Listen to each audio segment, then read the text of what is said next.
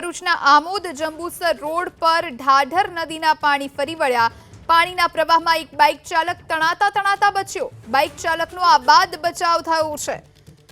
તો લોકોને પણ જોખમી મુસાફરી ન કરવા માટે અપીલ।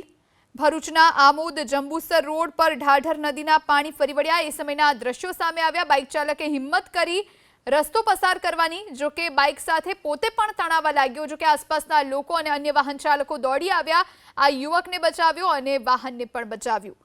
તો બાઇક ચાલકનો આબાદ બચાવ થયો છે, પરંતુ જે પ્રવાહ છે પાણીનો, એના પરથી સ્પષ્ટપણે જોવા મળી રહ્યું છે કે આવામાં આવી કોઈ જે હિંમત ન કરવી જોઈએ। આમોદ જંબુસર રોડના દ્રશ્યો છે। આ રસ્તા પર ભયાનક ગતિએ પાણી વહી રહ્યા છે અને એવામાં ટુ વ્હીલર ચાલકે પસાર થવાની હિંમત કરી। આગળ વાત મહીસાગરની કરીએ। મહીસાગરથી સમાચાર પ્રાપ્ત થઈ રહ્યા છે। મહીસાગર જિલ્લામાં વૃદ્ધ તણાયા છે। મહીસાગરમાં પણ સાર્વત્રિક વરસાદ ખાબક્યો હતો। દલીલપુરામાં ધસમસતા પ્રવાહમાં વૃદ્ધ તણાયા।